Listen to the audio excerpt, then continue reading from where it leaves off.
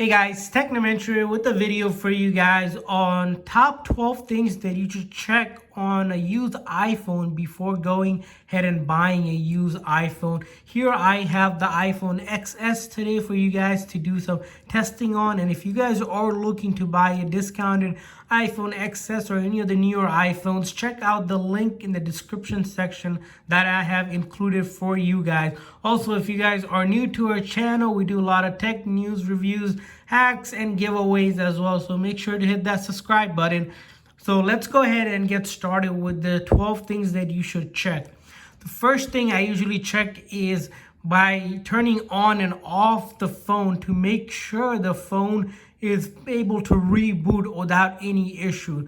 To turn off the phone, simply hold the side button and then the volume up button on the iPhone XS here I have, or any of the newer iPhones, and then you should get this pop-up that says slide to power it off, and then we go ahead and power it down. So this should take 10-15 seconds to power down, and once it's powered down completely, we're gonna go ahead and power it back on. It's important to do that because if a phone has some defective hardware or some issue with the internal electronics, it will not boot up correctly. So that's why we do this first step.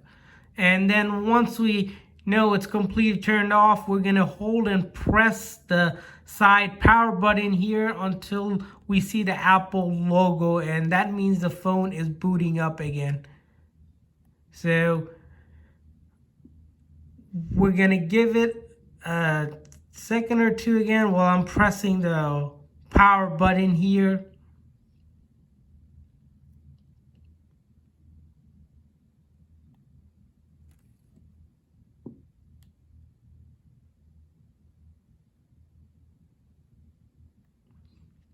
As you can see now, the phone is powering on here, which is a good sign for us, and we want to make sure we're able to get back to the home screen. So that's test number one for us. And then we're going to go on to the next test, which is simply checking out all the buttons are working like it should. The first button I usually check is the vibrator or silent mode. You should hear a little vibration when you flicker this on and off. So you just go up and down and it should have that vibration going on. The next thing you want to check is the volume up and the volume down button. You want to make sure these buttons are not jammed in any way.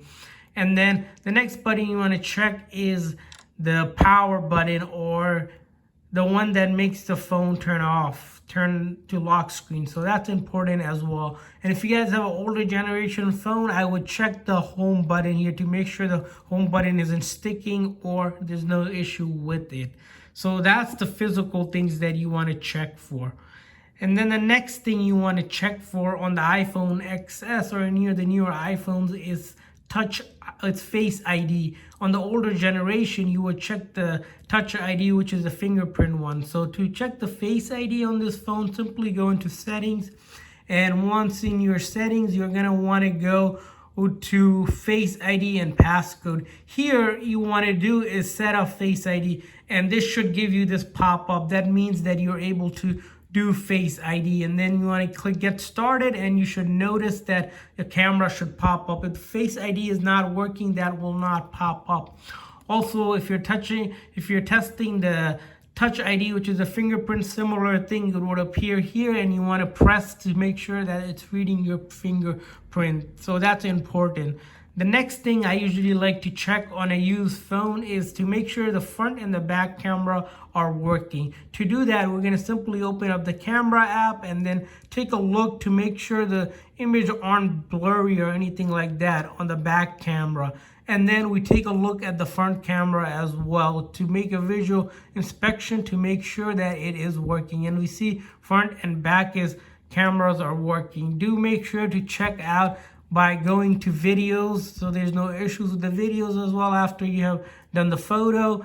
And then we're gonna check out the other features such as slow-mo, time-lapse, just to make sure that everything is working the way it should. On the newer iPhone XS and some of the newer phones, you'll notice the portrait mode and then square and panel. So that's a quick test for the camera as well. You want to make sure the camera is functional. Next thing I usually like to check is some of the sensors, such as the GPS. So you want to make sure the phone knows where you are in the location. So to do that, simply open up the map app.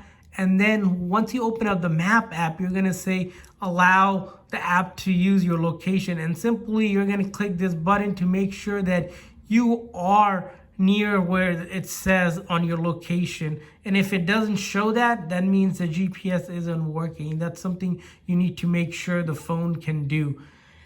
Next thing we want to check on our checklist is the microphone and the speaker. To do that, you're going to want to open up the recording feature for voice memos. And then once you open that up, you're going to want to record a voicemail. So simply click this red button.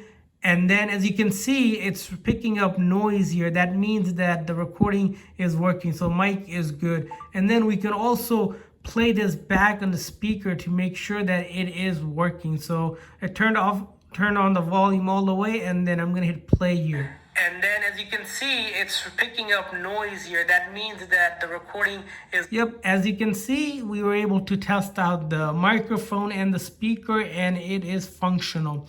Next thing on our item number 8 we want to check out is the Wi-Fi. So sometimes the phone, if the Wi-Fi antenna is damaged or broken or not working, it will not pick up Wi-Fi signals. To check that, you're simply going to go into settings. Once in your setting, you're going to click on Wi-Fi, and then you want to connect to a Wi-Fi if you can connect to one, or simply look that you see a list of Wi-Fi coming up here. As you can see, I mean, the phone's able to see all these Wi-Fi around here. And take a note of the Wi-Fi strength. So if you're close to Wi-Fi, it should be almost at the 3 full bars. So that means the Wi-Fi is good. Next thing, moving on while we're in the setting, is that we want to look at this whole concept of iCloud or the phone being able to sign into your iCloud. So if a pre-existing owner has their name here, that means that that person has to sign out before you can use the phone. So you want to do is simply click that and make sure that you can sign into your iCloud. If someone is signed in and they're not able to sign out, the phone is pretty much useless, and it's what is known as iCloud lock. You want to stay away from those phones as they're not easily fixable by any means, and Apple does not help you if you're not the owner of the phone. So that's a built-in security for phones that get stolen or whatnot for Apple to verify. So as you can see, we're able to sign into it, or you can create your Apple ID simply by following the steps here. Next thing on our checklist that we like to check is the battery of the phone. So with the newer iOS, I believe 12 and above, is that there's a feature that allows you to check the battery health by going to settings and then in battery, and then you're going to want to notice this battery health, and you're going to want to click that. Once you click that, you'll notice that there is this whole battery health that is evident right there, and you'll notice that it's at 90% here. That means it's good, and the battery is good for us to go ahead and use the phone. Usually this battery percent, you want it to be over 80%. That's the key here. Apple recommends changing the battery if it's under 80%. For a used phone, it's going to be under 100 because of course it is a used phone. But with the new phone, it's going to be 100% if you're buying a new phone. Next thing you want to check is carrier compatibility. So what you want to do for this case is simply verify the phone is either unlocked for any carriers or if it's carrier specific for your carrier. And to do that, what you can do is simply take a SIM card that you have and put it in and make sure you have service on the phone, and the service should pop up here. And also you should be able to see that by going into settings, and then if you go into your cellular, you see your cellular information. Also go into general and about, and then you'll notice your carrier information should pop up here as well once you activate the phone. So that's the other thing you want to check, because you don't want to buy a phone that you can't activate on your carrier. That will be useless for you. Next thing we want to check on the phone is what's known as an IME number. So as you can see, this phone has two IME numbers. If you go into your settings and then you go to general and then about, and then you'll notice this IME number. So this phone has two IME numbers. It has a physical one and a digital one. The physical one is to, if you're inserting a SIM card, this is the IME number that SIM card will be utilizing. And if you have a eSIM card, that means the carrier is able to take that digital SIM and activate service for you. So that's the difference between the physical and the digital one.